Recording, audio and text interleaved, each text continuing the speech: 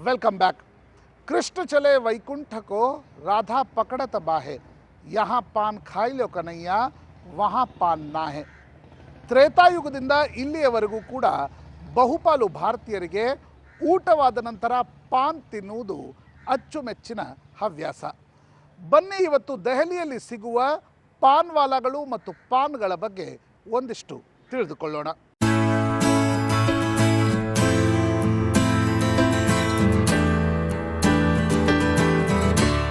ತುಂಬ ಸಿಹಿ ತಿನ್ನುವ ಪ್ರವೃತ್ತಿಯ ಭಾರತೀಯರಿಗೆ ಹೊಟ್ಟೆ ಬಿರಿಯುವಷ್ಟು ಊಟವಾದ ಮೇಲೆ ಪಾನ್ ಒಂದಿದ್ದರೆ ಸ್ವರ್ಗಕ್ಕೆ ಮೂರೇಗೇಣು.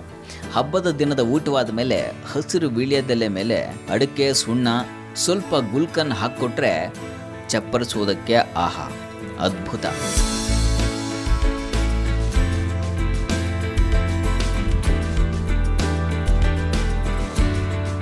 ಈ ಪಾನ್ ಪ್ರಾಚೀನ ಕಾಲದಿಂದಲೂ ಇದೆ. ಅದು ತಿಂದ ಅನ್ನವನ್ನು ಜೀರ್ಣಿಸುತ್ತೆ ಅನ್ನುವಂಥ ಕಾರಣಕ್ಕೆ ಈ ಪಾನ್ ತುಂಬಾನೇ ಫೇಮಸ್. ಪಾನ್ ತಿನ್ನುವಾಗ ಅದರಿಂದ ಜಿನುಗುವ ರಸ ಇದೆಯಲ್ಲ, ಆ ರಸ ಸ್ವಾದನೆಯೇ ಆಪ್ಯಾಯ.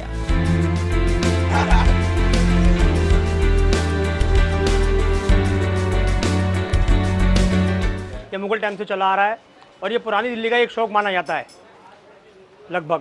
लेकिन ये जब से ये गुटखा प्राणी जो है अपने हिंदुस्तान के अंदर आई है, सबसे थोड़ा नई पीढ़ी जो है गुटखे की तरफ भाग रही है, जिसका कि बहुत नुकसान है खाने से. पान खाने से नुकसान नहीं है, बिल्कुल माइनर है. जो आप ऐसा कह सकते हो कि रोटी अगर आपने फालतू खाई तो आपको पेट में दर्द करेगी, ऐसे पान का सिस्टम है. आप अगर मीठा पान एक खा सकते हैं तो एक खाइए, आप 3 खाएंगे तो आपके दिक्कत होगी. ऐसे तम्बाकू का हिसाब है सर.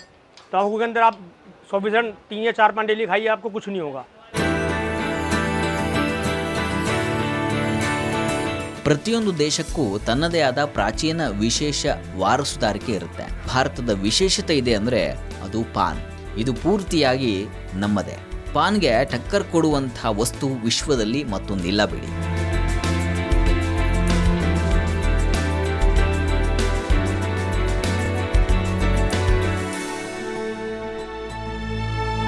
बहुत बढ़िया पान है. पूरे हिंदुस्तान में हमें तो कहीं मिला नहीं. हिंदुस्तान के कोने कोने में जाके पान खाया, लेकिन ऐसा पान कहीं नहीं मिला. जयपुर में खाए हैं और जहाँ भी टूर पे जाते हैं, लेकिन वहाँ मज़ा नहीं आता. यहीं का पान अच्छा लगता है. चाइना भी जाते हैं तो यहाँ से पैक करवा के ले जाते हैं 2-3 पान. वैसे तो आते हैं जब भी दिल्ली तो इन्हीं के आते हैं. बहुत बढ़िया पान है. ವೀಳ್ಯದೆಲೆಯ ಜೊತೆಗೆ ಸ್ವಲ್ಪ ಸುಣ್ಣ, ಸ್ವಲ್ಪ ಅಡಿಕೆ ಹಾಕಿ ಆಗಾಗ ಜಗಿಯುವುದು ನಮ್ಮ ಸಂಸ್ಕೃತಿಯ ಭಾಗ. ಹಿಂದಿನ ಕಾಲದಲ್ಲಿ ಮನೆ ಯಾರಾದರೂ ಬಂದರೆ ಮೊದಲು ಅವರೆದುರು ವೀಳ್ಯದೆಲೆ ತಟ್ಟೆಯನ್ನು ಇಡುವುದು ಸಾಮಾನ್ಯ ಪದ್ಧತಿಯಾಗಿತ್ತು. ಈಗಲೂ ಕೂಡ ದಕ್ಷಿಣ ಕನ್ನಡ ಹಾಗೂ ಉತ್ತರ ಕನ್ನಡದ ಮನೆಗಳಲ್ಲಿ ಈ ಪದ್ಧತಿ ಇದೆ.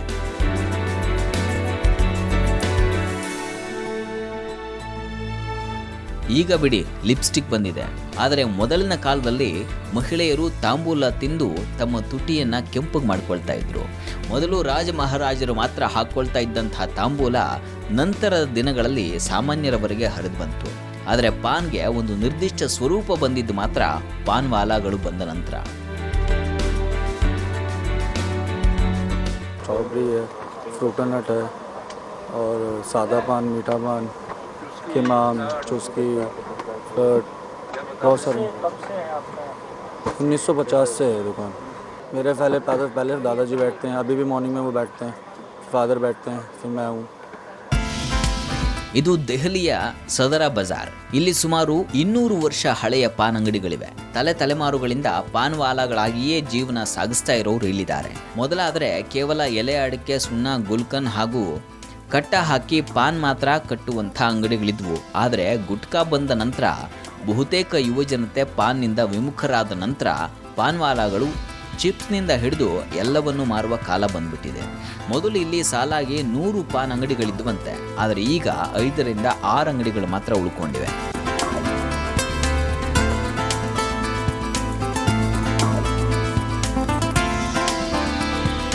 ದೆಹಲಿಯ ಕನೋಟ್ ಪ್ಲೇಸ್ನಲ್ಲಿ ಒಂದು ಯಮುಸ್ ಪಾನ್ ಪಂಚಾಯತ ಅನ್ನುವಂಥ ಪಾನ್ ಅಂಗಡಿ ಇದೆ.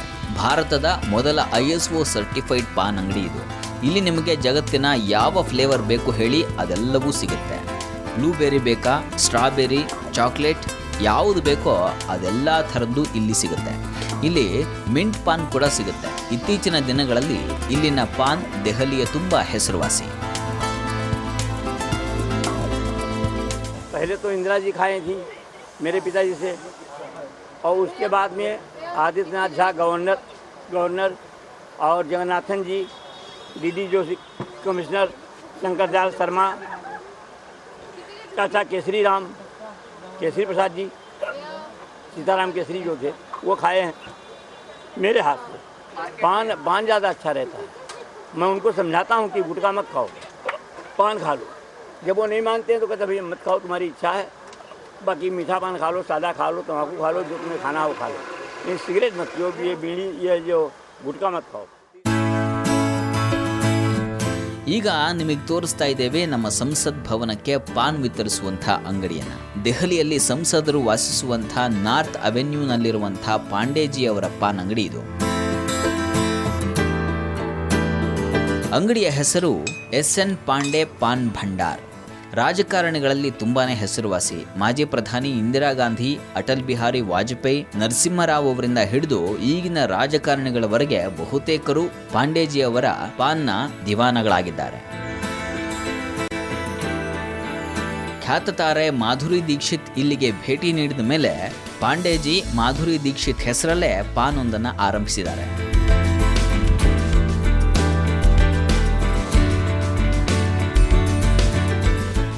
80-90% लेडीज़ क्लाइंटेज है यहाँ पे 1970 से, और नॉट प्लेस में 1943 से। मीठे पान, सादे पान, हम लोग तम्बाकू के विरोधी हैं, इसलिए सिगरेट, गुटखा, तम्बाकू सब नहीं रखते। ಒಟ್ಟಾರೆ ಉತ್ತರ ಭಾರತದ ಪಾನ್ನ ಖಯಾಲಿ ತುಂಬಾನೇ ಇದೆ. ಮೀಠಾ ಪಾನ್, ಮಗಾಯಿ ಪಾನ್, ಕಲ್ಕತ್ತಾ ಪಾನ್, ಸಾದಾ ಪಾನ್, ಮಸಾಲಾ ಪಾನ್, ಹೀಗೆ ತರಹೇವಾರಿ ಪಾನ್ಗಳು ಸಿಗ್ತವೆ. ಮಾಲ್ ಸಂಸ್ಕೃತಿ ಬಂದ ಮೇಲೆ ನಮ್ಮ ಪಾನ್ವಾಲಾಗಳು ಎಲ್ಲಿ ಮಾಯವಾಗ್ತಾರೋ ಏನೋ ಅನ್ನುವಂಥ ಆತಂಕ ಇತ್ತು. ಆದರೂ ಕೂಡ ಪಾನ್ವಾಲಾಗಳು ಆಧುನಿಕ ರೂಪದಲ್ಲಿ ತಮ್ಮ ವ್ಯಾಪಾರವನ್ನು ವಿಸ್ತರಿಸ್ಕೊಳ್ತಾ ಇದ್ದಾರೆ. ಪ್ರಾಚೀನ ಸಂಸ್ಕೃತಿಯನ್ನು ನಮ್ಮ ವ್ಯಾಪಾರದ ಜೊತೆಗೆ ಜತನ ಮಾಡ್ತಿರುವಂಥ ಪಾನ್ವಾಲಾಗಳಿಗೂ ಒಂದು ಸಲಾಂ ಹೇಳಬೇಕು.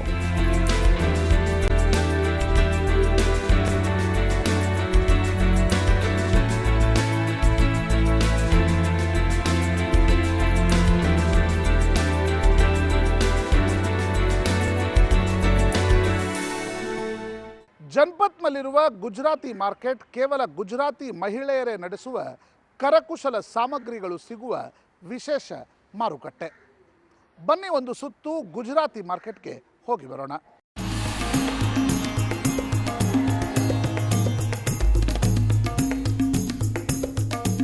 ನೀವು ದೆಹಲಿಯ ಕನೋಟ್ ಪ್ಲೇಸ್ಗೆ ಬಂದರೆ ಅಲ್ಲಿಯ ಪಕ್ಕದಲ್ಲಿ ಜನಪತ್ ಗುಜರಾತಿ ಮಾರ್ಕೆಟ್ ಇದೆ. ಜನಪತ್ ಮಾರ್ಕೆಟ್ ಮುಖ್ಯವಾಗಿ ವಿದೇಶಕ್ಕೆ ರಫ್ತಾಗುವಂಥ ಸಾಮಾನುಗಳ ಮಾರುಕಟ್ಟೆ. ಕಳೆದ 50 ವರ್ಷಗಳಿಂದ ನಡೀತಾ ಇರುವಂಥ ಜನಪತ್ ಗುಜರಾತಿ ಮಾರ್ಕೆಟ್ ಕೇವಲ ಮಹಿಳೆಯರೇ ನಡೆಸುವಂಥ ಮಾರ್ಕೆಟ್. ये मार्केट भैया 30-40 साल से है मार्केट यहाँ पर, और यहाँ पर हैंडीक्राफ्ट का सभी सामान मिलता है. गुजरात का कहो, पंजाब का कहो, महाराष्ट्र का, ये सभी कंट्री जगह का, जैसे wall hanging, bedsheet, cushion cover, थैले, ये बैग, ऐसी सारी चीज़ें यहाँ पर मिलती है.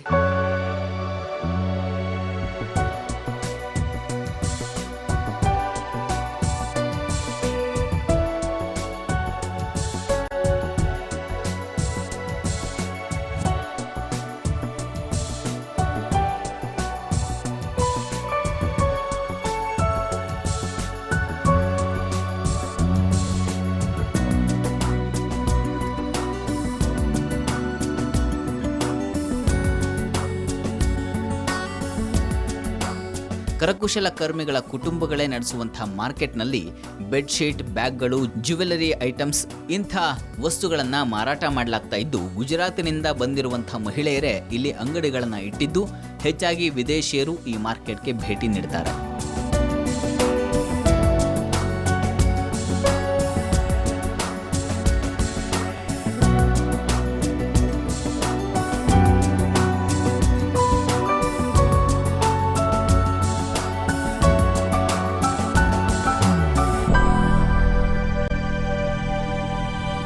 ಇಲ್ಲಿಗೆ ಈ ವಾರದ ಇಂಡಿಯಾ ಗೇಟ್ ಮುಕ್ತಾಯವಾಗ್ತದೆ. ಮತ್ತೆ ಮುಂದಿನ ವಾರ ದೆಹಲಿಯ ಹೊಸ ಸುದ್ದಿಗಳೊಂದಿಗೆ ಭೇಟಿಯಾಗ್ತೀನಿ. ಅಲ್ಲಿಯವರೆಗೆ ಟೇಕ್ ಕೇರ್, ಗುಡ್ ಬೈ.